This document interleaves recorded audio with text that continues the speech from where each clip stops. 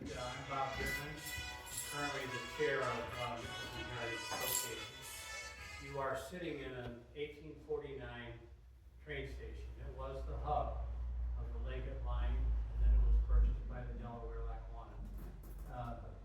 The architects have done their best to make the building as real and leave as much original and try to duplicate the originality of this old train station. The floor beneath your feet is original, scale original, various things. And then the architects had to do some things to improve, such as indoor plumbing that was not here, air conditioning and heat, electricity. So there are various things, and sprinkler system, by the way, if it ever needs to go off, we hope not. But a lot of this was all in the stage used passenger-wise until 1915, and then freights-wise in this area through 1971. We're here today as part of our speaker bureau, and glad to have with us E.J. Murphy. Some of you may know him, and I'm going to introduce him as an educator, a public historian from Scranton, Pennsylvania. Graduated Abington Heights High School, Keystone College, and he earned a degree in social studies education. Currently works as the program manager of the Destination Freedom Underground Railroad Walking Tour of Waverly program. And this is at the Waverly Community House. He also teaches social studies at the Howard Gardner Charter School in Scranton. And so, glad to have him. And also I want to remind you, if you had an opportunity before you leave, to look at our passenger side, and there is a log over there. We appreciate you signing your name in. And if you were here yesterday, as the leads were, sign again, please. Last year we had over 700 visitors to this facility, and we like to keep track of who's coming and who's going. So EJ, I'll stop and you start. All right, thank you very much. Thanks for that introduction. Hi everyone. You just gave us a gracious introduction. I'm E.J. Murphy, and I'm the program manager of the Destination Freedom Underground Railroad Walking Tour at Waverly at the Waverly Community House. It's funny that we're in an old train station because we get a lot of our guests who come to take our program, and they ask me, when are we getting on the train? And I say, not that kind of railroad. So what my goal today is going to be is to kind of highlight our program up at Waverly just very briefly. But then I'm going to talk a little bit about this area during the Civil War time period. I'm going to talk a little bit about the build up to the war, the years before, and then we'll get into the war years and a little bit of the post-war years. Whenever I do these talks, especially when I'm going to different towns and places, I like to try to tie in whatever town it is that I'm talking about. So we are going to talk a lot about Nicholson and Wyoming County today. So I'm hoping that will bring some new information about this very well-known time period to you guys as our group. So again, thank you very much for having me. It's been a pleasure. Like I said, this is a truly amazing building. I've been getting goosebumps just kind of like standing here right now. And it's funny because one of the things that I used in my studies are maps of the area. There is on the Library of Congress website an 1869 map of Wyoming County, and they give little details about certain towns. Nicholson is one of them, and it's very fascinating when I was looking at this map, and you can see the railroad depot right there, and it's labeled on this map. And it was very interesting to think about me being there and speaking about our program. So I'm very happy to be here today, and I want to thank you very much for having me. So again, this is not just a topic that is important for our program, but I'm also teaching American history at Howard Gardner Charter School, so this is also part of our curriculum. The social studies curriculum in Pennsylvania heavily surrounds engaging in local history, so that was kind of my deep dive firsthand, and that's after that is when I got involved with the Destination Freedom program. Okay, that'd be great. Awesome, thank you. So just a little bit about our program. Our program started in 2017 by Gia Ravello, who currently still works at Waverly Community House in all sorts of different ways. But she started the program as a self-guided walking tour. So you would show up to the you can grab our map, which you can see a picture of here, and you would take the tour for yourself, and that has a little bit of information. But then we found that there was interest for guided tours, people who really want to get some more detailed information. That's kind of where I started to step in, and we now offer guided walking tours. We have the Destination Freedom Special Exhibitions Gallery. It's a room that has some artifacts related to 19th century history in our area. Sort of a tangible way to kind of see the things that we kind of talk about on our tour. And just 2 years ago, we were added to the National Park Service's National Underground Railroad Network to Freedom program. So we are a National Park Service affiliate. If you are a National Park Service traveler, places like Steamtown or your big national parks, we are part of the National Park Service Passport program. So if you have one of the National Park Service passports, you can get a stamp at the Waverly Community House.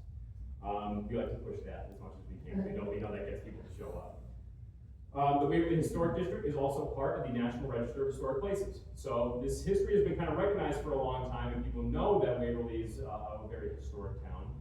But we try to kind of give a little bit more detail to what people kind of already knew, especially people who live locally. This is an early map from one of the earliest studies of the Underground Railroad. Wilbur Seiber wrote this book in the late 1800s. And as you can see, Waverly is noted on one of his maps. Again, so this is not necessarily something that people have just uncovered recently. We just try to kind of dig a little bit more deeply into that history and bring it to the public in an official way. This is the Underground Railroad in Northeastern Pennsylvania. As you can see, there are probably some familiar towns for a lot of us here. We, Waverly, are right here. We're kind of an important junction, like a jump-off point. We are connected to Wilkes-Barre and the Stroudsburgs in the south, and then we connect to places like Towanda and Montrose, which are two towns which I'm actually going to be talking about a little bit today when we get to our history. But in our program, we connect all of these different towns and our pretty much entire area here in Northeastern Pennsylvania. We try to tie those stories in because they're hard to leave out, connecting different towns in the area. The Underground Railroad Network to Freedom program was established by Congress as enacted in 1998, and we are part of, again, this very large system of sites, programs, and different things, connecting the stories of Underground Railroad related history sites throughout the country. As you can see, there are a lot of them. But as you zoom in, it kind of starts to space out a little bit. So one of the things that I think we are very proud of in terms of our program is when you look at Pennsylvania specifically, not a whole lot going on, except for us right up there in Waverly. Okay, so again, this is a pretty unique program for this area, and I'm very proud to be able to bring it to the public by giving walking tours, doing lectures like we are doing here today. But this is the program that we are part of and very proud of to promote. As I said, we're part of the Passport program, so if you are someone who, again, travels and likes to go to different historic sites, we are part of the program of the National Park Service where you can collect those passport stamps. So now it's time, to get into some of our history. Now, just like I do with our program and our walking tours and our lectures, I like to give context. This is going to be a talk that's going to be centered around the Civil War, but I think it's important to look at what some of the issues were like leading up to the war, especially locally, because Northeastern Pennsylvania was a developing area during this time period. This is when the railroads are starting to come in. This is when towns are starting to really spring up under industry. Scranton is starting to be built up because of the iron and steel and the coal. So it's important, I think, to give context as to where we're kind of at in those years leading up to the war. And before the war, there were two really big instances that showed the racial views of Northeastern Pennsylvanians. And again, when we get to the war, obviously slavery is going to play a big part in that. And it's going to be something that we typically focus on the South. We hear the word slavery and we think of race relations in the United States during this time period. We kind of focus on the South. But the North was complicated. There were a lot of mixed ideas. And even though you had towns like Waverly, where you had abolitionists, people who were active anti-slavery activists, you also had pushback to that kind of movement. One of the first instances we see here is a voting rights case in Pennsylvania. This was in the late 1830s, and a man named William Fogg, he's a mixed-race African-American man living in Greenfield Township, so not too far from here. He goes to vote, and he is denied at the polls by the elections inspector, a guy named Hiram Hobbs. Hobbs uses the justification that as an African-American citizen, William Fogg did not have the right to vote. He was not a citizen, was not given the political rights of white citizens, And this case eventually goes to court. Fogg does sue because, and his argument, as well as one of the local judges who gets involved, is that in the national constitution and our state constitution at the time, there were no racial barriers to voting. Obviously gender, whether you own property, pay taxes, things like that. There were other qualifications as well, age. There were no racial qualifications. And this is the argument that Fogg uses locally. And locally, Judge David Scott, if you are familiar with the area, Scott Township, named for Judge David Scott, he votes or rules in favor of William Fogg. And he quotes, he says in his quote, in his decision, that there, again, citing the constitutions, there were no racial barriers. Okay. Then this gets kicked up to the state Supreme Court, where Chief Justice John Bannister Gibson, and again, if we're familiar with Pennsylvania, Gibson, Pennsylvania, named for this guy. He has a slightly different opinion than Judge David Scott. He kind of goes the opposite way and says that William Fogg, he kind of using the same arguments that Hiram Hobbs did, William Fogg was not entitled to voting rights. He was not a citizen. And he actually, in his decision, I'm not going to quote the whole thing here, but he uses the term caste. Caste meaning they are a ring of society lower than white citizens. So therefore, they don't have political rights. Okay? They weren't there when the Constitution was written. They weren't there when we were kind of debating what our governmental system and our government system is going to look like. So therefore, they do not have voting rights. And papers very much agreed with this ruling. This is a Wilkes-Barre paper, the Republican Farmer and Democratic Journal. They quote, and I'm going to quote this to make sure I get it right here because they were very clear as to how they felt about this ruling. They say, the colored population of the free states as a mass are notoriously a degraded, worthless, and half-savage race, with all the vices of whites and without one of their virtues. They are without a single political opinion of their own or political knowledge, and they go on saying that they can't attain those. Okay? And this is justification that is going to be used to kind of end this idea of black voting rights in Pennsylvania. Now, while this thing is going on, this court case is going on, our state decides that we're going to hold a constitutional convention to look at some of the provisions of the Constitution. One of the things that gets brought up is the idea of voting rights. And I'm glad that it was mentioned before by Bob that the Leggett's Railroad came through here. Well, the Leggett's Gap Railroad was put together and organized by a few wealthy movers and shakers in the area, one of which being Dr. Andrew Bedford of Waverly. His house stands to this day, it was built in the 1820s, stands right across the street from the Waverly Community House. He was one of the delegates chosen to represent our area at this constitutional convention. And at the convention, after another delegate brings up the idea of inserting the word white into the Constitution to make it known that it is white and we should have the right to vote, he follows up with a resolution basically saying, hey, let's hurry up and vote on this. He wants to know the expediency of being able to push this amendment through. So he's actively advocating for adding the word white into the state constitution. Now again, guy lives in Waverly, underground railroad town. You have people in the town who are, pretty active abolitionists. So again, it shows the complicated nature of, race relations, what people thought politically, socially, culturally about what was going on during this time period. Another one of the delegates who goes to this convention is George Washington Woodward. Woodward is a local judge who's going to be a mainstay in politics in Northeastern Pennsylvania throughout the entire Civil War period. He actually is, I'm going to get to this in a little bit, he's going to run for governor during the Civil War. But he's another one of the delegates who goes with Bedford and represents the area. He gives a lengthy speech. This is just the first paragraph of what is a many page speech that he gives. And he uses almost the exact same arguments that Chief Justice John Bannister Gibson uses in his Supreme Court decision, the state Supreme Court decision. Woodward also uses the word caste. He actually blames the British for bringing black people over here in the first place. He said if it wasn't for them, we wouldn't even be having to worry about this issue. Okay, it's one of the things he actually brings up during this speech. So again, these are two prominent Northeastern Pennsylvania politicians who are going, and again, they're kind of showing where this racial issue is in the north. Because again, in the south you have slavery; it's pretty cut and dry there. North is a little bit more complicated. Okay, you have free African American communities that are going to build up. You have communities like Waverly and Montrose, where you're going to have free African American enslaved African Americans. Okay?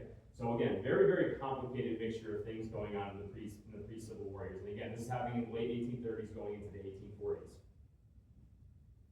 I'm going to skip over some things here just because I know we got a lot of time here. One of the things that the delegates have to do after they go to this convention, which does decide to insert the word white, they now have to appeal to voters of Northeastern Pennsylvania because the voters have to ratify this new constitution.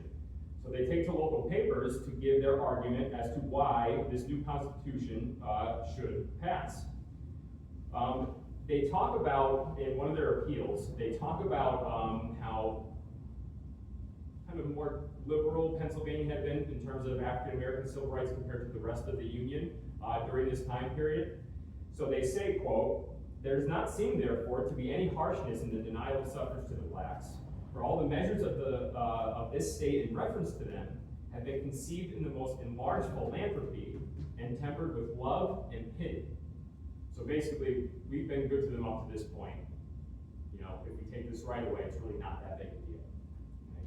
This appeal wins out, and the voters of Pennsylvania ratify the new Constitution. African American men lose the right to vote in the state of Pennsylvania until the passage of the post-Civil War amendments to the Constitution.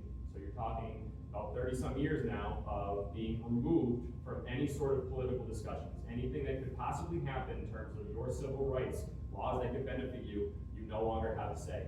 Okay, that's a long time for that to happen.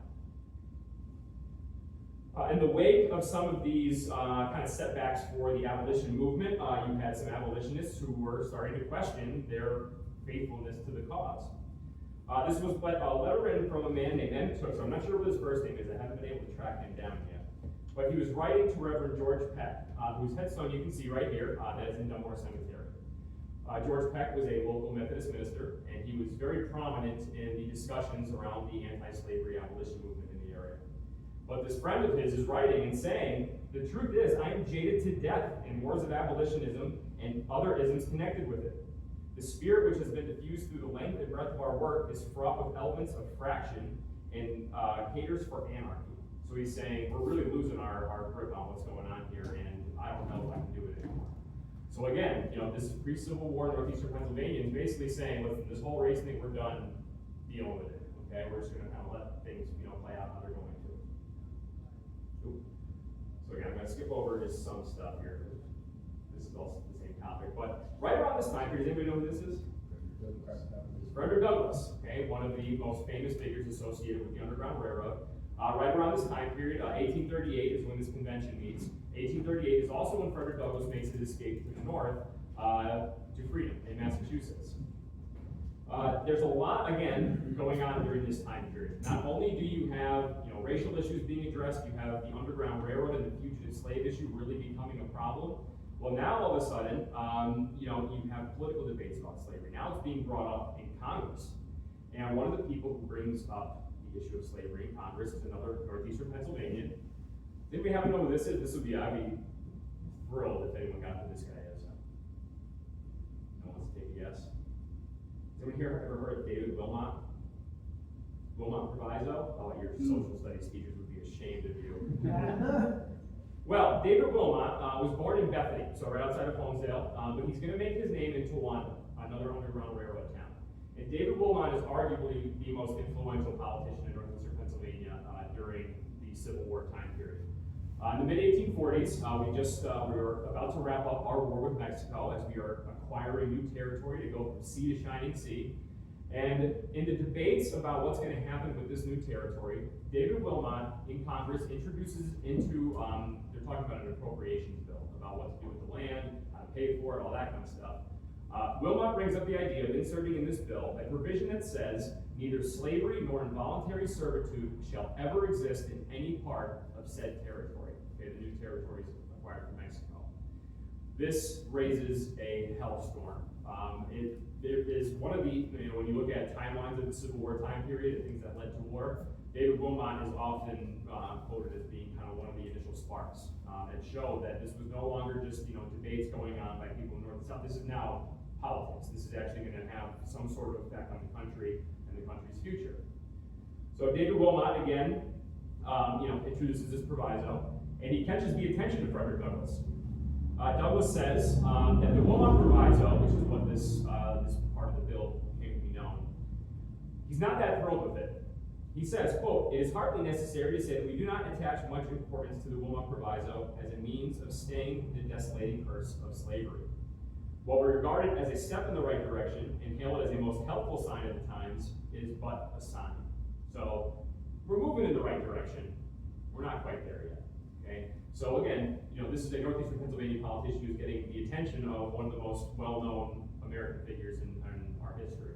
Again, a lot of people don't realize that Northeastern Pennsylvania had a very direct and big impact on what was going on in the early to mid-19th century. David Wilmot, again, you can see his home in Bethany still stands. He has two homes in Towanda that are still there.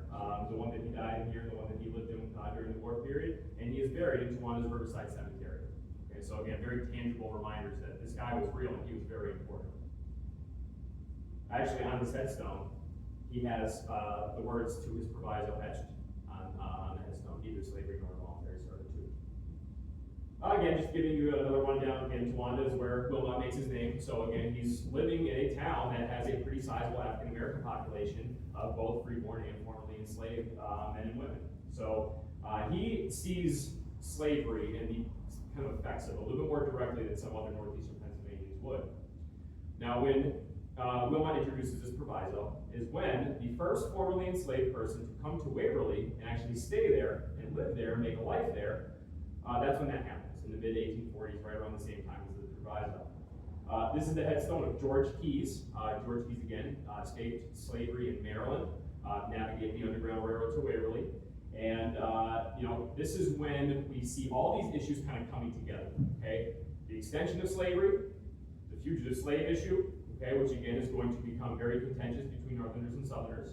All these things now are starting to be, they're not separate issues. They're not, just pockets here and there of things. These are things that now nationwide are now coming together and are going to obviously lead to something. We'll find out what. But Keyes was hit by Rodman Sisson. Rodman Sisson is buried in Waverly. It's part of our tour of the cemetery that he is buried in.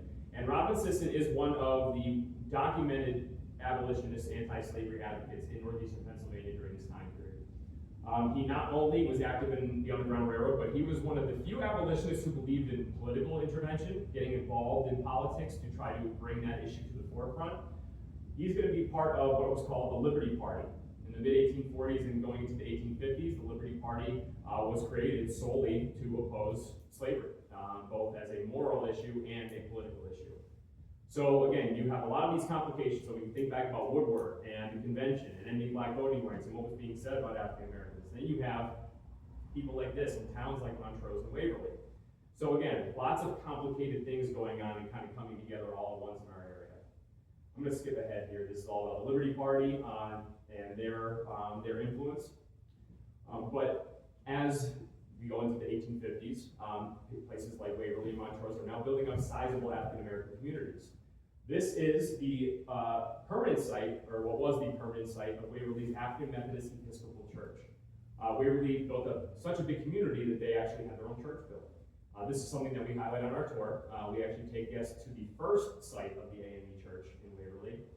But one of the things that is important about this is the fact that, in these towns like Waverly and Montrose, you had access to things that were denied to you in your former life as a slave.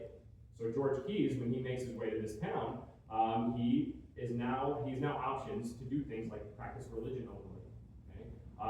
Educate yourself openly. Okay? And so a lot of Southern states, it was illegal to teach a slave how to read or write. Okay? People saw slaves as being kind of unruly when they acquired too much knowledge.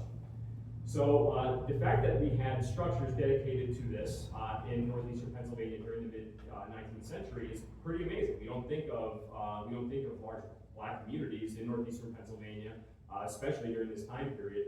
But just the existence of churches and other institutions shows that the issue of slavery was brought to places like Northeastern Pennsylvania, and that's why we have this kind of vortex of things going on. Again, I'm going to skip ahead here a little bit. This is all, again, just anti-slavery stuff going on locally. But again, to get into the more pressing Civil War issues, you also have Lee, Kansas. Kansas is deciding as a territory whether or not to allow slavery. You have people flocking to Kansas to see if they can vote whether or not the state is going to allow slavery. We actually had people from Northeastern Pennsylvania who took this opportunity to go to this new territory and establish new homesteads and farms. And this is a letter written to the Towanda's Bradford Reporter of some Bradford County residents who had heard that people were downplaying what was going on in Kansas, because what you saw with this rush of pro-slavery and anti-slavery settlers was a lot of violence, okay? This time period actually comes to be known as Bleeding Kansas. And it's, you know, you ask some people, this is actually kind of where the Civil War begins. This is happening in the mid-1850s. And again, it's basically slaveholders and non-slaveholders killing each other as to whether or not slavery is going to exist in Kansas. The guys who went out from Towanda had heard people say, it's not that bad, it's over-exaggerated, it's really not, you know, it's being blown up by the media and all this kind of stuff. They wrote back, and they wrote a pretty lengthy letter to this newspaper saying, nope, it's bad, it's really bad, people are dying, we see it every single day. This is becoming real. This is not something that's fake, this is not something that people are overplaying, this is real. And again, this is kind of where we see a little preview of what's going to come in a few years. Kansas, also known for this, guys. Anybody know who this is? Your social studies teachers would be ashamed of you. That is John Brown. John Brown was a radical anti-slavery advocate. When I say radical, I mean violently radical. He kind of was that fight fire with fire sort of thing. And he goes out to Kansas, and he actually murders a few pro-slavery with a few of his sons, who he kind of recruits in his anti-slavery cause. He goes out and he murders a couple pro-slavery settlers in Kansas.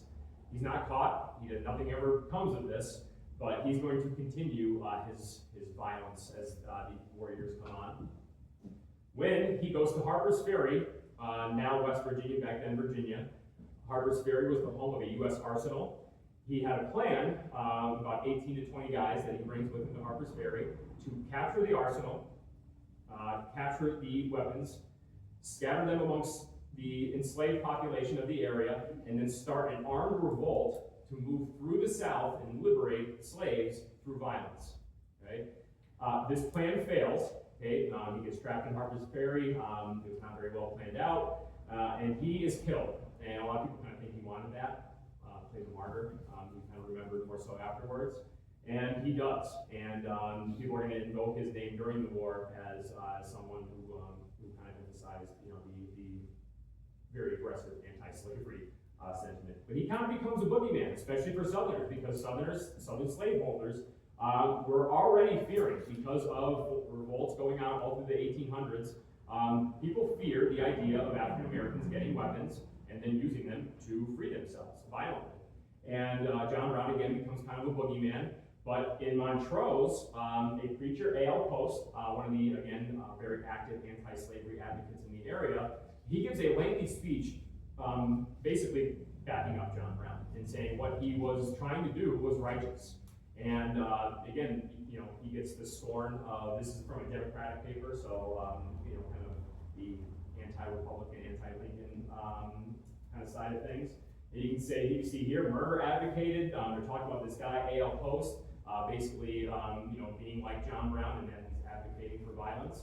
So again, it becomes a big boogeyman, but even locally, his name is invoked far and wide when it comes to the anti-slavery movement.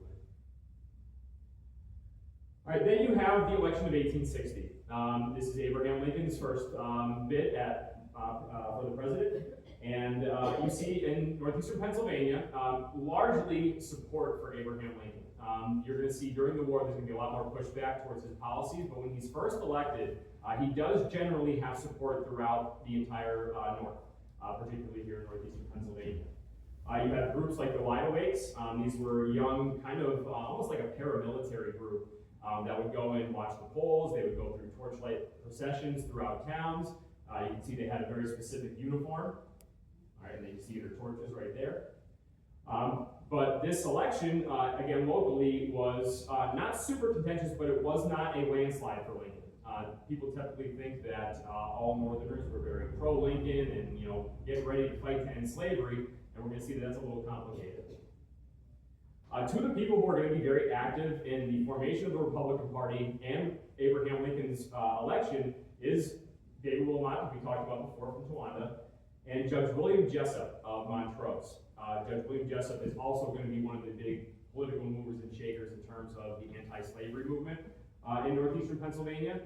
At the 1860 Republican National Convention, David Wilmot is the temporary president of the entire convention, so at the very beginning he's in charge of the whole thing. William Jessup is the head of the committee that drafts the 1860 Republican Party platform. So what the entire party's running on, he was the guy who ran the committee that wrote that platform. So again, two northeastern Pennsylvanians who I don't think a lot of people realize had a direct hand in Lincoln's election and then what's going to come because of Lincoln's election. But then he won, so glorious victory, right? But again, a little more complicated when you look at the numbers. This is the voting returns from Luzerne County in 1860. One of the things that I really love about these voting results that they printed in papers was that they break them down by town. Now, unfortunately, we're cut off a little bit on the bottom here, but I unfortunately don't have the Wyoming County 1860 results. We are going to get to Wyoming County voting results broken down by town here in a little bit, but for 1860, I don't have them. But I think it's interesting just to show how divided this area was. Lincoln does win in 1860. He wins about 7,300 votes to about 6,800 votes. So not a huge margin. You can say that he won, but it wasn't a landslide by any means. And Scranton's voting numbers, I think, highlight that the best. Okay, they're broken down North Ward and South Ward. Okay, North Ward, you're talking kind of like the downtown area going into Greenridge. You have a little bit more of the wealth concentration, the industry. The North Ward votes pretty heavily in favor of Abraham Lincoln compared to the other part of the city. Again, these are people who have direct ties to whether or not the government is successful. Their corporations and industries are basically being financed by government bonds and financial help. So Lincoln gets a pretty heavy vote in the North Ward. The South Ward almost votes the exact opposite against Abraham Lincoln. South Ward, you're talking some of the Irish and German immigrants, coal miners, people working the railroads. These are people who, were, especially when it comes to the issue of slavery and the potential abolition or blocking the extension of, they were afraid of job competition. They were afraid that if something were to happen and a new, spring of society happens, we're now going to be competing with, another lower ring for job opportunities and things like that. So again, very, very interesting to see how divided the town was. Waverly's just cut off on 35 to 38 in favor of Abraham Lincoln with the Waverly numbers. Okay, so Lincoln wins by just a couple of votes. And again, this is Waverly. This is an underground railroad town. Anti-slavery activists, abolitionists, all that kind of stuff. A lot of Republicans, and that town very, very divided. Okay? So divided was this area that we actually had some towns try to secede themselves. As the southern states were breaking away and saying we are dissolving our union with this government, Dallas, Pennsylvania tried to do the exact same thing. Right? They said they had it. And what I thought was really interesting when I found this movement, reported on in the local papers, was the justification they were using for trying to secede. This is a couple things I'll pass up. They highlight the Underground Railroad. They talk about the idea of the African American population of Dallas and the area being taken away from their jobs as servants, as cooks, as barbers, whatever they were doing in their capacity as citizens of these towns. If you were a formerly enslaved person, you were going to be taken away potentially to a town like Waverly or maybe to Canada or something like that. And these secessionists in Dallas didn't like that. They complained about that. Okay, so almost some of the exact same arguments that southern states are using for their secession, Dallas, Pennsylvania, is doing the exact same thing. So again, it's very interesting. Again, this is just them going in to talk about the Underground Railroad even more. But again, very, very complicated was northeastern Pennsylvania in the election of 1860. George Washington Woodward, again, going to have his voice in pretty much everything that goes on in politics in northeastern Pennsylvania. When Lincoln is elected, Woodward starts to talk about the Southern secession and the fact that he actually kind of sympathizes with the Southern states that are leaving. And again, I want to make sure I get these quotes right because, again, it gives it a perspective that we don't often think about when it comes to northeastern Pennsylvania. First of all, he talks about the abolitionist movement. He says, quote, "We are a church-going people, and anti-slavery has become the cherished dogma of Northern theology. We are an educated people, and abolitionism, born in hell and raised by the non-Episcopal churches, has entered into our school books, and school literature. As a Northern man, I cannot in justice condemn the South for withdrawing from the Union. I believe they have been loyal to the Union formed by the Constitution. I wish Pennsylvania could go with them." Okay, so, you think about the complicated nature of Northeastern Pennsylvania politics. This guy wanted to secede, or thought that maybe there was justification in joining the Southern secession movement. In 1860, in December, he is giving a speech at Independence Hall in Philadelphia, which I think is incredibly ironic to think about when you think about what he says in his speech. He actually talks about the idea of slavery, and he talks about the growth and the prosperity of the United States leading up to 1860. He says, "Think of these things, fellow countrymen, and then when you combine them all into one glowing picture of national prosperity, remember that cotton, the product of slave labor, has been one of the indispensable elements of all this prosperity. More, it must be an indispensable element of all of our future prosperity. I say it must be." So not only is he like, hey, maybe joining that secession movement isn't so bad, but he also sees slavery as a positive good, something that is good for the country because it had aided the country's growth and prosperity. Again, complicated guy from Northeastern Pennsylvania. But then you have December 20th, 1860, South Carolina secedes from the Union. Not long after that, you have the Confederate bombardment of Fort Sumter. If I got a little more with no response, I think I was going to leave. Fort Sumter. Okay, Fort Sumter is bombarded, and this is, for most people, the official outbreak of the Civil War. You have a massive response in Northeastern, all through the North, but in obviously Northeastern Pennsylvania as well, you have a massive response. You had big union meetings in all the towns throughout our area. This is, again, Tawanda's Bradford Reporter, talking about a great union meeting in Towanda. And again, this is happening all over, including here in Nicholson.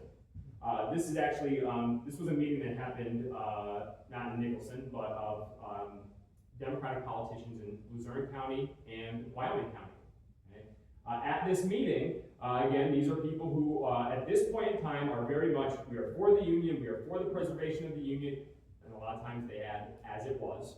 Okay? And at the very beginning, even the people who are later going to be very opposed to what's going to happen during the war, they have pro-war sentiment. Okay, they are pro-union, they're for preserving the country as it was, and that happens here locally, even amongst some of the people who were maybe not so in favor of Abraham Lincoln's election. Then you have the first Battle of Bull Run. This is the first major land battle of the American Civil War. And this is where things start to escalate, because after Bull Run, this is a battle that, one, is a pretty major Confederate victory. This battle kind of shows people that this isn't going to be like a 2 weeks war. That was a thought that a lot of people had throughout the country, was that this war was going to be short, it was going to be bloodless, it was not going to be anything at all. And Bull Run kind of showed that, well, maybe we were a little bit wrong about that. Then you have, again, the idea of war sentiment, because after Bull Run, which again was a Confederate victory, the Union Army, especially in the East, continues to struggle. They have a pretty bad run of losses at the very beginning of the war. And this is Judge David Davis. He was a Supreme Court justice. His brother-in-law was Joseph H. Scranton, one of the prominent members of the Scranton family. Joseph H. Scranton's interesting because he was born in Connecticut, but he actually made most of his money as a cotton broker in Georgia in the pre-war years. It is in the 1830s, 1840s, where he comes to Northeastern Pennsylvania to help out his family, kind of basically save the iron works in Northeastern Pennsylvania. So he becomes very prominent in, when it comes to the war effort, he's one of the people who's really engaged in financing the war locally, especially when it comes to the industry in Northeastern Pennsylvania, particularly in Scranton. But Judge David Davis writes to his brother-in-law throughout the entire war, and he says here, this is after one of the first attempts to try to take the Confederate capital of Richmond, Virginia. It's unsuccessful, and people are pretty low in the North. Again, you have both first Bull Run, second Bull Run, both Confederate victories. You have the Union Army getting turned back at Richmond. So things aren't looking great, and David Davis emphasizes that. He said, "The distracted state of this country afflicts me, and I feel very low-spirited sometimes. The defeat at Richmond has prolonged this war. Delay is hurtful to us and helps them." And he goes on to talk about the rebels fighting with ferocity. Again, highlighting this idea that this was not going to be an easy victory. This is in 1862, so in some of the early years of the war. You have, because of these military failures for a lot of the generals in the North, you have the public starting to say, hey, we got to take off the kid gloves. Okay? You can see here, no more premium upon rebellion. Okay? People wanted to see true strikes at what not just was going on with the armies in the war, but what caused the war and what was at the root of the Confederate cause, or as people believe in the North, what was at the root of the Confederate cause. This is a meeting that did take place in Nicholson. War meeting at Nicholson. Okay? And again, this is in 1862, right in that midst of people in the North kind of not feeling great about what's going on. So even in towns like Nicholson, you had this, listen, we may not be doing great, but we need to sustain the war effort. Okay? We have to win the war. We have to preserve the Union. Because for most people, that's what it was all about. It was preservation of the Union. Had nothing to do with slavery, especially at this point in the war. I do want to note one name here. It's John Hinckley. So I recognize this name of a good friend of mine from high school. Grew up in the area, has roots in Nicholson. And I was very curious. I said, you didn't happen to have a relative named John Hinckley, did you? He goes, yeah, we did. So we found out that John Hinckley is actually a distant relative of one of my good friends from high school. I'm going to point this out because I'm going to show you something. Another Hinckley pops up a little bit later that I found in these papers. I'm going to talk about him in a second. All right, again, I'm going to skip forward here. This is just highlighting some soldiers from the area.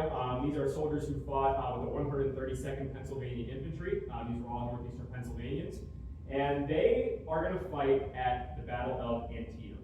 Have you ever heard of the Battle of Antietam? Okay, so Antietam is a one-day battle. It is the single bloodiest day in American history, even to this day. It was a battle fought along Antietam Creek in Maryland. And this battle is what leads Abraham Lincoln. This is a Union victory. It's a contested Union victory. But it is a tactical victory because the Confederates withdraw from the field. They retreat back into Virginia. As a result of this battle, and you can see the monument to the 132nd Pennsylvania Infantry right here, at the battle they fought along Bloody Lane, which is what this road is now known as. And the result of this battle was not just the single bloodiest day in American history, but it was the battle that leads Abraham Lincoln to issue his preliminary Emancipation Proclamation.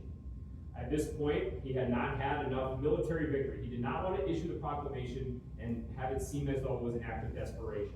So he has to do it after there's a victory, and Antietam provides him with that victory. So he issues the Emancipation Proclamation. Again, this is just another view of Bloody Lane. This is the monument to the 132nd Pennsylvania Infantry. This is a Northeastern Pennsylvanian on the bronze plate here. You probably can't see it from your seat. That's Richard Oakford, the commander of the 132nd. He actually died during the battle. And then on top is another Northeastern Pennsylvanian, Frederick Hitchcock, who fought with the 132nd in Scranton. So even on Civil War battlefields to this day, Northeastern Pennsylvanians not only have an impact, but they share, still what happened in these places. So again, this is just more Antietam stuff. I'm going to skip through this because we're running out of time, and I want to make sure I get to the end of the war here. But again, you have, after the Battle of Antietam, the proclamation of the President, the Emancipation Proclamation. The slaves of rebel masters declared free. Now, the Emancipation Proclamation does not immediately free slaves in areas where Lincoln actually had the power to free slaves. So, for instance, the border states that stayed in the Union but allowed slavery, he does not free them there. He does not free them in certain areas in the South where the Union Army is in control of the area.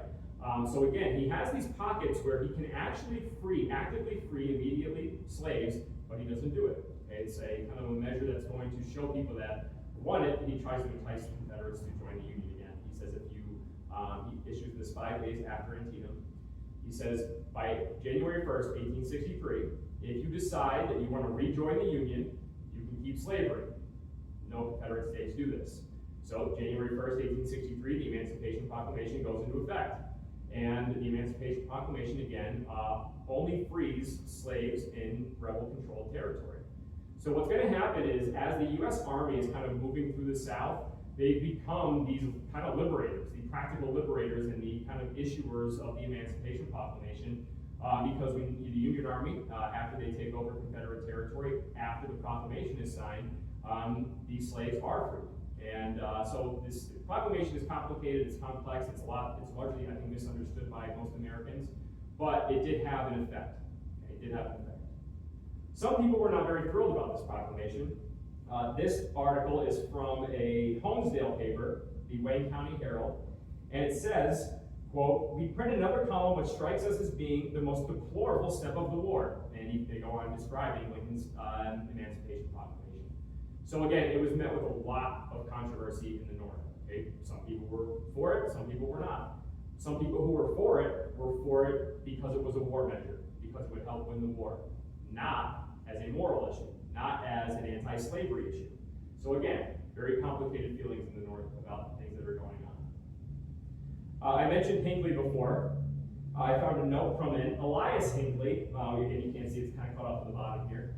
But he was a soldier that was fighting in Virginia in 1863. And he writes this letter in February to one of his relatives back home that gets printed in the local paper. And again, you can see there's a lot going on here. I'll shorten it, I'll paraphrase. He doesn't like the Emancipation Proclamation. Okay, he talks about how the abolitionists had taken this war over, how now it's no longer a war to just strictly preserve the Union. Now it's going to be a war to end slavery, and there were a lot of soldiers in the Union Army that did not want to do that. They did not want to fight an abolitionist war, which is what a lot of soldiers, including our friend here, Mr. Hinckley, said. After the issuance of the Emancipation Proclamation, you actually start to see violence because of people's political thought. This is a letter that talks about a meeting in Nicholson that took place. It was a Republican meeting, so they were talking about the Emancipation Proclamation and the positives of it. A group of Democrats from Nicholson decided to go check out this Republican meeting, and they started getting yelled at, they started getting threatened. They actually had to get out of there because they were being physically threatened. So again, the North, you see this very complicated reaction to all the changes that are going to go on because of the war. In 1862, after Lincoln issues his preliminary Emancipation Proclamation, there are elections, and the elections don't go very well for Lincoln and the Republicans. And Democrats are going to use the results of these 1862 elections to basically say, listen, no one wants emancipation. Okay? No one wants abolition. No one wants this to become a war to end slavery. Okay? And in Wyoming County, you can see here, the Democrats had majorities in most of the towns in the area, and they were pretty large majorities too. And this is going to be something that's going to be a trend throughout different pockets of northeastern Pennsylvania, where you are going to see Republican candidates voted out of office because of their support for the Emancipation Proclamation. The North Branch Democrat out of Tunkhannock, which is where I got most of these newspaper clippings from, you can see what they thought about the election in 1862. They say here, Little Wyoming redeemed, which is something that I guess was a pretty common way to refer to Wyoming County as Little Wyoming. The rights of the white man to be respected. And they go on talking about free Negroism, mob rule, and despotism rebuked. So they were very proud to have taken a stand against Lincoln and the abolitionists in these 1862 elections. So again, you can see the complicated nature of what was going on in northeastern Pennsylvania during the war. Again, you have, I'm skipping over some stuff here because it's kind of similar themes of what we were talking about. But during the war, and I wanted to show this picture, this is an 1859 picture of Scranton. It's probably a little hard to see because of the glare, but if you're familiar with Scranton, right about here is where Steamtown is. And you can see kind of the rail lines going in. You can see these railroads converging right here. This would be the railroad, the Lights Gap Railroad that runs along the expressway. This is going in to downtown Scranton. So Steamtown National Historic Site would be like right here, Lackawanna Avenue right about here, and then downtown Scranton right about here. During the war, Again, Scranton's a hub of industry, so a lot of the people who are working in the coal mines and the railroads are some of these Democrats who are going out and being very vocal about the fact that they do not want to see a war to end slavery. So you start to see a lot of labor strife in Northeastern Pennsylvania during the war because a lot of these companies were making a lot of money on government contracts, and the workers were not getting any raises. They were not getting paid what they thought was fair for what these companies were bringing in as a result of the war. Another perspective of that photo, this is a painting that hangs in the National Gallery of Art in Washington, D.C. Again, this is the same vantage point. You can see the railroads converging right here, the railroad that runs along the expressway, Steamtown with the roundhouse right there, Lackawanna Avenue, and then downtown Scranton. During the war, Scranton, this is actually we're doing a summer lecture series at the Com. During the war, Scranton kind of becomes like a military encampment. A lot of people don't realize this. But the one thing I want to point out here, they actually had camps set up. These are actual military camps to protect the industry because there was a legitimate fear, especially when the Confederates are starting to make their way into Pennsylvania right before the Battle of Gettysburg. There is a legitimate fear that Confederates are going to somehow get a hold of our coal mines, our railroads, the industry. So places like Scranton got military protection. Again, this is a subject of one of our lectures coming up, so I don't want to get into too much detail, but I do want to point out what someone called, did anyone pick this out right here? Scranton poops. Okay, I just thought that was one of the funniest insults I've ever seen for someone from Scranton, so I told my students this year when I showed them this, if you hear me call you Scranton poop, it means you really messed up. Again, just some articles here showing that there was real fear about the Confederates coming up and taking control of our industry. All right, and then you have the Battle of Gettysburg, okay? Battle of Gettysburg, largest battle of the Civil War. Again, lots of Northeastern Pennsylvanians who are going to fight at the Battle of Gettysburg. And I just want to point out one of those Northeastern Pennsylvanians, this guy, that is a real soldier. His name is Benjamin Crippen. He's of the 143rd Pennsylvania Infantry. He was from Scranton, and he was the color bearer of the 143rd Regiment. During the first day of Gettysburg, the Union troops have to retreat through the town to some of the more famous. How many of you have ever been to Gettysburg? Okay, so most of us. So you guys have like Little Round Top, Devil's Den, all that kind of stuff. That's like second and third day, Pickett's Charge. The first day is not as well known, probably because the Union didn't do so great on the first day. But as the Union is retreating on the first day's battle, Benjamin Crippen decides every once in a while, I don't know if you guys can see what he's doing on this monument. He's kind of giving one of these. Okay, this is him pointing, this is an arm right here.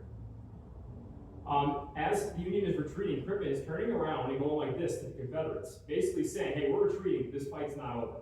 He gets shot while he's doing it and he dies. But this moment, again, just like we saw at Antietam, was so poignant that they decided to put Benjamin Crippen on their monument. So in Antietam and at Gettysburg, you have Northeastern Pennsylvanians right there for you to go check out on some monuments if you're going to check out the battlefield. Again, these are all just Gettysburg related stories. I do want to skip through this because we're running out of time, but I want to wrap up short. I'm going to wrap up in a few minutes here. So after Gettysburg, you start to see the kind of tide shift, and we start to see the movement towards this idea that the war is finally going the Union's way, and we're going to kind of start to maybe see some things wrap up here soon. Gettysburg is fought on July 1st, 2nd, and 3rd, 1863. Robert E. Lee retreats on July 4th, 1863. On the same day, there is a battle going on in Vicksburg, Mississippi. Okay, it's a very important town right along the Mississippi River. It's one of the last towns that the Confederates control on the Mississippi. And on July 4th, that city falls. So on July 4th, 1863, you have Robert E. Lee retreating from Gettysburg. You have this major victory at Gettysburg. And then you have a Democratic meeting held in Benton in Luzerne County. Okay, at that point, Luzerne County. At this meeting, this is a Democratic meeting. This whole thing is railing against Lincoln, the war effort, the Emancipation Proclamation, and what is going on at the war so far. Apparently, they had not heard the news of Gettysburg and Vicksburg yet, but it's very intriguing. Again, you look at what's going on and how it's all very complicated and happening at a time where people are not sure about how they feel about how the war is going. Okay, and this is being shown very clearly here in Northeastern Pennsylvania. Okay, you see George Woodward here, okay, one of the leading Democrats, and you can see here they use the copperhead snake as their symbol. Woodward runs for governor in 1863, and unfortunately for him, the battles of Gettysburg and the fall of Vicksburg are going to do a lot to hamper his electability as a Democrat who's railing against the war effort. During his election, though, also remember, some newspapers wanted to point out that he was one of the guys that ended black voting rights in Pennsylvania. They saw that as a positive thing. So now you're going to see when the Emancipation Proclamation goes into effect and the war starts to go in favor of the Union, you start to see a lot of people using race as their attacks against Lincoln and the Republican Party. These are, again, some voting results. George Washington Woodward actually wins Luzerne County in 1863 for governor. He's one of the few counties that goes for him. Now, it's not surprising. He's from Luzerne County, so he had a lot of support in the area. He also won pretty heavily here in Wyoming County. And again, you can see these voting results are broken down by town. If anyone's interested, I'm not going to go through them now, but if anyone's interested to know how, if you live in the area, you want to know how your town voted, let me know, I'll show you. But after 1863 again, and going into 1864, you start to see a shift. And one of the biggest shifts is after the Emancipation Proclamation, because one of the things that it does, it allows for African American enlistment in the United States military. At the beginning of the war, this is something that is not allowed. And again, I'm going to skip through a lot of stuff here to get to the central part of this issue is the fact that you actually had a lot of soldiers. Again, Frederick Douglass is actually going to be one of the people who's going to heavily recruit African American soldiers. You're going to see a movement from a lot of Northeastern Pennsylvanians to join in on that effort.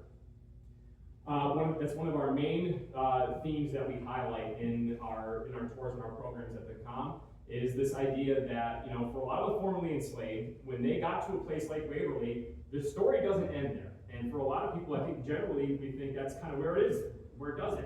You know, they got to the north, they were free, they lived happily ever after. And for many of the formerly enslaved of Northeastern Pennsylvania, that was not the case. You know, they lived hard lives. There was a lot of complicated politics going on in the 1850s and 60s. But when the war allows for African American enlistment, there is a big movement, and not just in the north generally, but here in Northeastern Pennsylvania to join the ranks. In Waverly is buried Samuel Thomas. He is a member of the 54th Massachusetts Infantry Regiment. This is the most famous African American regiment that is raised, African American regiment that is raised in the North during the Civil War. One of the reasons I showed Douglas before is because two of his sons actually served in the 54th Massachusetts. And so does Samuel Thomas of Waverly. And he's buried in one of the cemeteries that's part of our tour. The 54th also had a big recruiting base in Montrose. Montrose, again, Underground Railroad town, a lot of formerly enslaved residents. They had about 14 individuals just from that town alone go and join the 54th Massachusetts. Has everybody seen this movie? Yeah. All right, Glory is about the 54th Massachusetts Infantry. So again, this is one of the reasons that it's one of the most famous regiments now, because this movie did a lot to bring that story to the public. It's one of the few Civil War era movies that I actually promote to people because I'm a very harsh critic of historically based movies.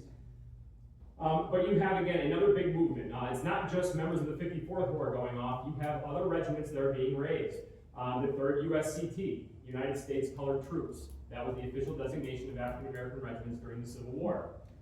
These are two Waverly residents, John Sampson and Peter Norris, who went and joined the 3rd USCT. This is a picture of the 24th USCT at Camp William Penn, right outside of Philadelphia. This was the training camp for African American regiments in the North during the Civil War, the largest African American training camp located in Cheltenham, right outside the city. You had residents from the area like Montrose's David Nelson, who was going to enlist in the 6th USCT.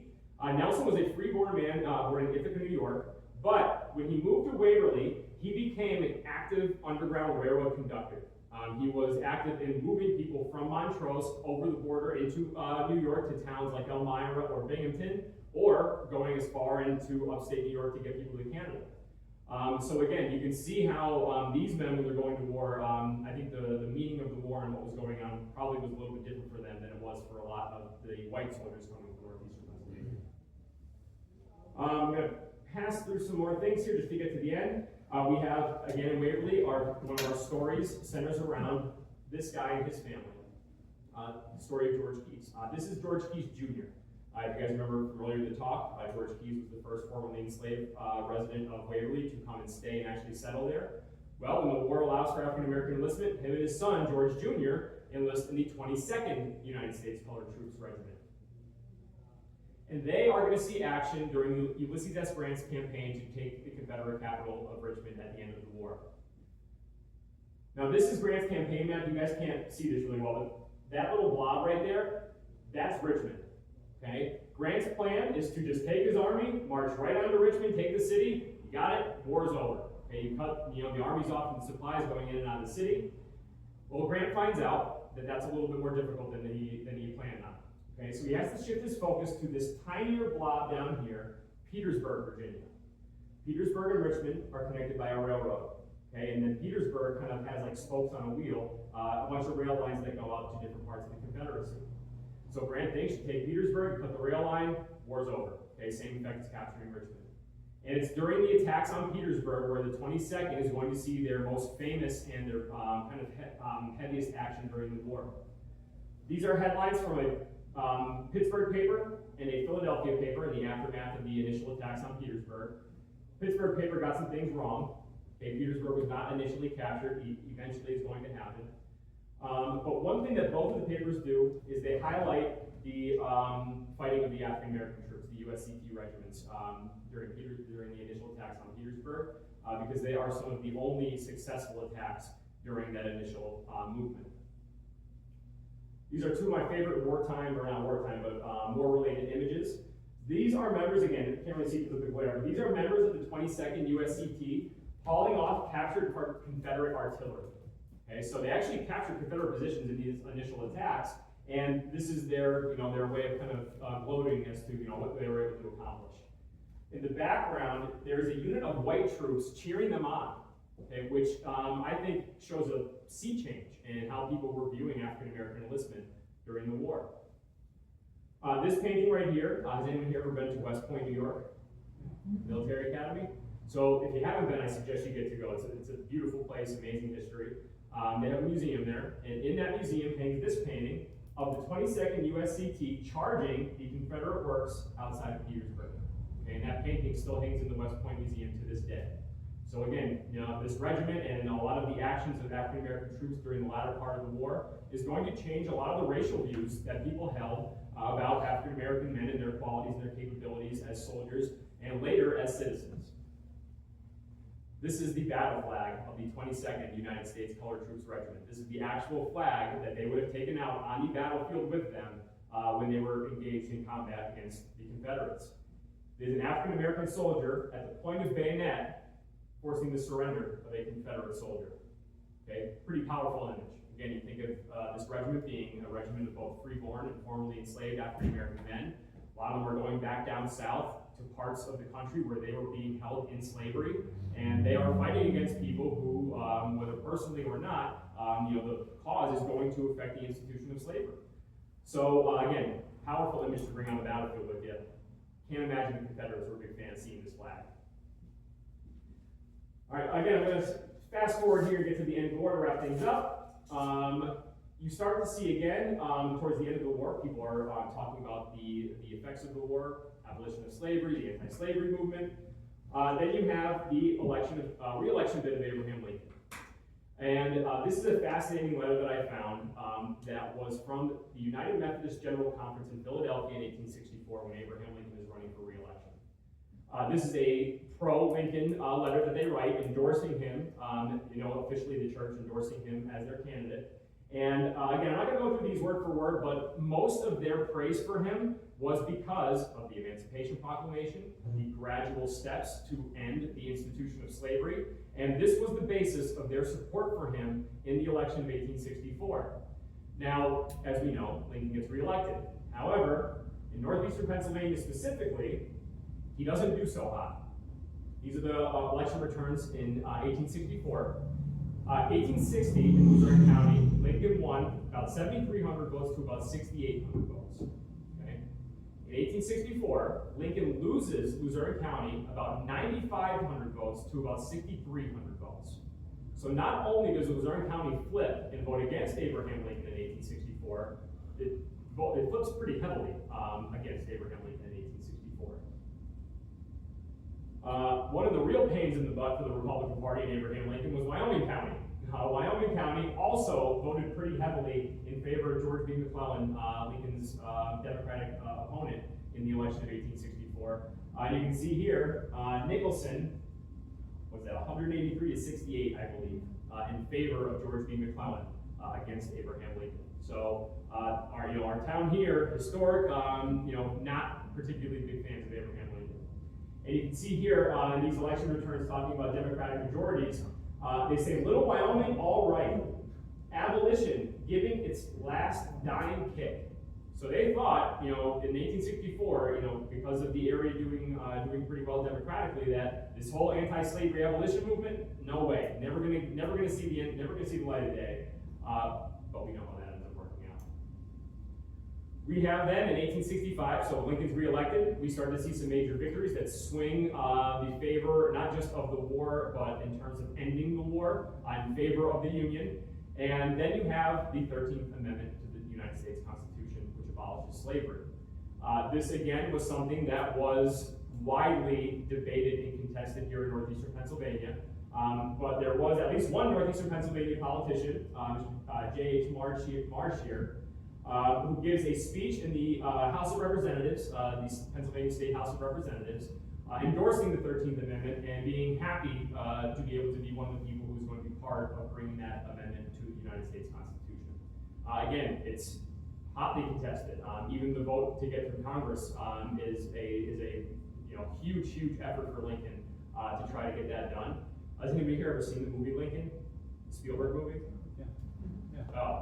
So if you haven't, another great Civil War related movie.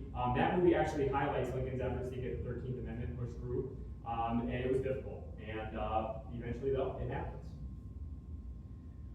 All right, and then eventually, Richmond also falls. Okay, this is the Union Army entering the Confederate capital. All right, Robert E. Lee and his army are going to surrender, and the city's going to fall. Unfortunately, though, Lincoln only gets to see this, or to kind of live in this victory for a little while, and he is assassinated by John Wilkes Booth at Ford's Theater in Washington, D.C. Obviously, many in the North are going to mourn his loss. Even Democrats, people who were actively opposed to him politically, are going to mourn his loss. And before he makes his way back home to Springfield, Illinois, his body is taken through a lot of northern cities as kind of a mourning ceremony. This is an image from Philadelphia, Pennsylvania, of Lincoln's body going through the city. And it's unique, or not unique, but it's, again, kind of ironic. He's going to lay in state at Independence Hall in Philadelphia, where in 1860, he says, and again, I'm not going to read the whole thing, but he basically says, he talks about the idea of all men are created equal in the Declaration of Independence. He basically says, I would rather be assassinated. He actually says, I would rather be assassinated than lose that idea. Okay? He's assassinated, and then he's laying in state, 5 years later. Okay? So again, very intriguing to look at. Now, two of the USCT units that I highlighted before, the 22nd and the 24th, are both handpicked to participate. The 22nd in Lincoln's funeral procession in Washington, D.C., because of their wartime experience and what they did for the war effort. They were hand-selected by a general in the Army to participate in Lincoln's funeral. And then the 24th USCT, who was training at Camp William Penn at the time of his assassination, they participated in his funeral procession through the city of Philadelphia. Both of these units included Northeastern Pennsylvania residents. So you had both formerly enslaved and free-born African-American men from this area participating in Lincoln's funeral procession. Again, you can only imagine, what they might have thought about that. All right, again, I'm just going to skip over. These are some more USCT soldiers. But even after Lincoln's assassination, as the war is concluding, again, George Washington Woodward doesn't ever go away. He talks about the idea of secession and whether or not secession and what the southern states did, whether or not it was justified or even legal. Again, he's a judge, so he often thinks about things in a legal sense. But he says, the doctrine of states' rights will have a severe test and may find strange vindication. Secession has yet to be defined. So even as the war is wrapping up, Even after Lincoln's assassination, people are debating about what just happened. Was the South right? Were they justified? What was the post-war world going to look like now, given some of their viewpoints and what happened during the war? Again, I'm going to fast forward through some of this, but the one thing I do want to point out, just to kind of wrap things up and connect, the reason I brought up those voting rights issues in Northeastern Pennsylvania before the war was that during the war and then in the immediate end of the war and after the war, especially soldiers who fought in USCT units when they come home are going to use their wartime service to push for equal civil rights, particularly the right to vote. This is a headline from a return parade of USCT soldiers in Harrisburg, again, including a lot of the members from Northeastern Pennsylvania who fought in these regiments. And during the kind of speeches and things given during the parade that day, the main theme was voting rights. And they actually go back and they highlight the 1838 convention that took those voting rights away from them. So the war changed a lot. Okay, but for African American men, particularly men who fought in the Army, the idea of ending slavery and gaining full citizenship and civil rights was something that they took with them from before the war all the way going into the Reconstruction years. All right, again, one of my favorite speeches, and this is where I'm going to wrap things up, is given on April 3rd, 1865 in Montrose. This was given by Jonathan Jasper Wright, the first ever black lawyer admitted to the Pennsylvania bar. This speech was printed in a local paper. It's a multi-column speech, so I'm not going to go over the whole thing. I can probably talk for 3 hours about that speech alone. But at this speech, he's going to highlight what is kind of the sentiment of African Americans for what should be happening now that the war is over. And he gives this speech at the Susquehanna County Courthouse, which still stands in Montrose today. Oh, there we go. I just want to read one of the quotes that he says here. He talks, and he's talking to a mostly white crowd, and he does not hold back what he believes was kind of that kind of mixed approach to how people felt about race relations, about the war, about secession, about the Confederacy. He's going to take this approach, this kind of halfway measure approach that a lot of Northerners were taking during the war, and really lambast them for it. He says, quote, "Even when treason had flaunted its banner full in your faces, when your flag had been insulted and your capital was menaced by an armed foe, even then there might have been found among you those who would have given them whatever they asked, even to the nation's death, that the pride of the South might be gratified." Now again, he's really giving it to this crowd in Montrose. And later in the speech, he goes to talk about, in the post-war years, civil rights should be the main issue. Okay? Especially African American men who have fought, had, proven their worthiness as citizens. And if these things are not addressed in the post-war years, then we're going to have a lot of trouble. Can't go on a whole lecture about Reconstruction, but if you know what goes on in Reconstruction, there was a lot of trouble when it came to assimilating both formerly enslaved African Americans and freeborn African Americans who now have new political rights. It was a very long struggle, and it took a long time, and in a lot of ways, we are still figuring that out today. I would like to point out, this is the Susquehanna County Courthouse. This is my favorite all-time wartime image. This is a return parade of members of the 54th Massachusetts and the 6th United States Colored Troops regiments returning from the war front in 1865. Again, if you've ever been to Montrose, if you look at this road today, it's the exact same thing. It looks exactly the same. And I mean that in a good way. I mean, it's fascinating. Frederick Douglass actually makes a Reconstruction era appearance in Scranton, where he's going to give a series of lectures where he again is going to harp on the themes of civil rights and what this post-war world should look like. He speaks at Washington Hall in downtown Scranton to a couple nights of packed houses. And again, in his speeches, he kind of highlights the same themes that Jonathan Jasper Wright highlights in his speech. This is where in downtown Scranton, that's the Scranton Times building right there. This is where Washington Hall once stood. This is not the structure today. Again, in the post-war years, you have a lot of reflection on the war, what it meant, and what the consequences are going to be. That's why you have monuments all over the place. This is the Lackawanna County Soldiers and Sailors Monument. You have the Wyoming County Monument outside the courthouse in Tunkhannock. And the war is going to, and what the war meant, is going to be talked about for decades and decades, and in a lot of ways we are still talking about it today. But at the dedication ceremony for the Lackawanna County Soldiers and Sailors Monument, a Civil War veteran, Judge Alfred Dart, was one of the speakers that day. And I'm going to wrap up everything here with his quote that I think gives a good, all-encompassing view of what the war not only meant for everybody, but what the consequences of the war were. He said, quote, "This monument tells that everyone in this country is free and equal. There was never such a war as that. There was never such a country as this.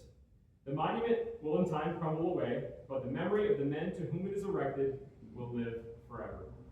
And I hope today we did a good job kind of reflecting on what those men did and what their friends and families did at home, and we kind of tied some local history here together.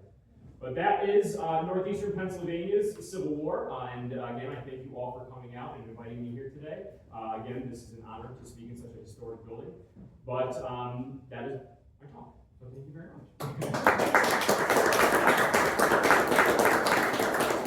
I would be happy to answer any questions if anybody has any questions. Yeah, EJ, can you explain more about the relationship with the Park Service and the community center? Yeah, absolutely. So the Park Service, again, in 1998 established the National Underground Railroad Network and Freedom Program. This is, people have to ask me all the time, because I wear Park Service gear and stuff like that. They ask, are you a national park? And I say, no. Are you a National Historic Site? No, we are not. We are an affiliated partner through the Underground Railroad Network and Freedom Program.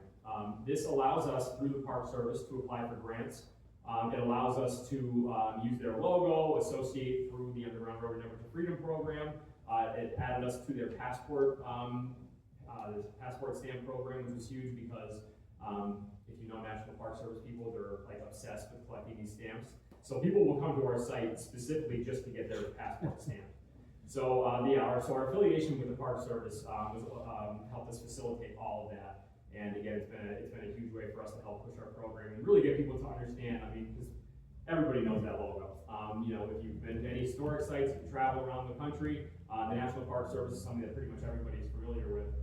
So the fact that we have that association now, was a big way for us to push our program. Well, maybe, that was a huge honor. Maybe you could provide some guidance to us on how we can be part of that. I mean, it wouldn't be part of that piece, but maybe there's some other program at the Park Service. They do. They have, yeah. they have a lot of programs, like affiliation programs. I would be happy to help you out with that. We did have to fill out. We actually applied. Gia Bell, who started the Destination Freedom Program, she actually applied for this program, and we actually got denied twice before we kind of rewrote things and added some stuff and got approved.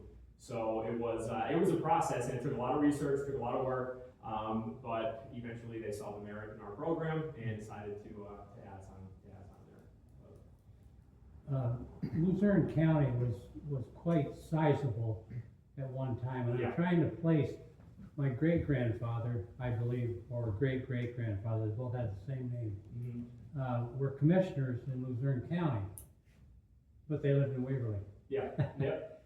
And so, dateline-wise, was that in through the 1860s, or? So it's actually funny, one of the things that I took out of this program, which really meshed with the rest of it, was the idea that during the war, citizens of Luzerne County were actually voting on whether or not to form Lackawanna County as a separate county. It doesn't happen during the war. They vote against it while the war is going on. But it takes until the 1860s for Scranton to become incorporated as a city, and then it's not until the 1870s when Lackawanna County is formed. Lackawanna County is actually the last county formed in Pennsylvania. But yeah, Luzerne County, it was huge at one point. It also included Wyoming County, included other counties that were attached to it. So yeah, so they really carved quite a bit out of it.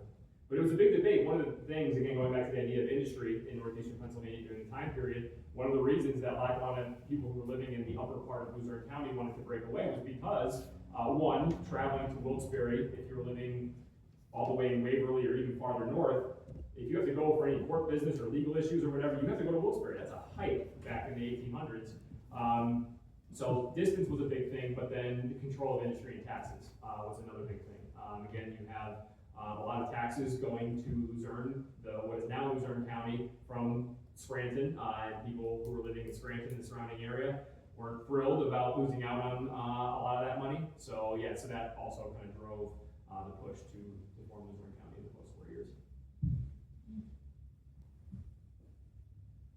thank you again so much for coming out today. I Thank hope you. you learned a thing or two, and I hope you guys enjoyed yourselves. So thanks again for having me.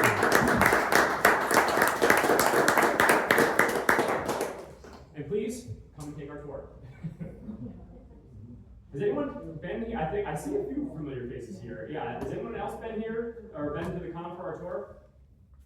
No? Well, if you are interested, I do have some cards that I can give you before you leave with my information on it. We also have a website, waverlywalkingtours.com. You can book a tour through that, or you can just call a con and set up a tour that way as well. But we, like I said, not only do we have tours, we have on Tuesdays at 2 o'clock is our public tours. You don't have to have an appointment, you can just show up. It's $15, and you take a tour with the public. But our guided tours, I always tell people if you can get a group together and set up a guided tour, the price usually ends up being pretty cheap. But we do guided tours by appointment. So whenever we do them on weekends, I have night tours that we schedule, so we do them pretty much whenever works best for everybody. So again, if you'd like to come up, please. I might reciprocate by saying if there's ever an opportunity that you or some of your students or your groups would have an interest in visiting us here, we would make ourselves available whenever. Yeah, we do. So one of the things that we often do, just like I'm doing here today, we do kind of like sponsored events. So let's say you guys wanted to have like a sponsor through your organization. You wanted to have like a sponsored tour where we can have you guys at the con. It can kind of be like a fundraiser or kind of just getting to know each other as organizations, sort of thing. We'd be happy to do stuff like that. Lecture series, things like that. Yeah, we're happy in any way that we can get involved. As well, if you all want to come up here Absolutely, to yeah. see what's going on. Yeah, this, like I said, this building is absolutely fascinating. I can't wait to kind of check it out a little bit here in a bit. But yeah, no, we're happy to in any way that we can partner up and make sure that we push this amazing building. We are absolutely 100% willing to do it. Good. Again, guys, thank you so much. Have a Thanks, great day. EJ. Thank you.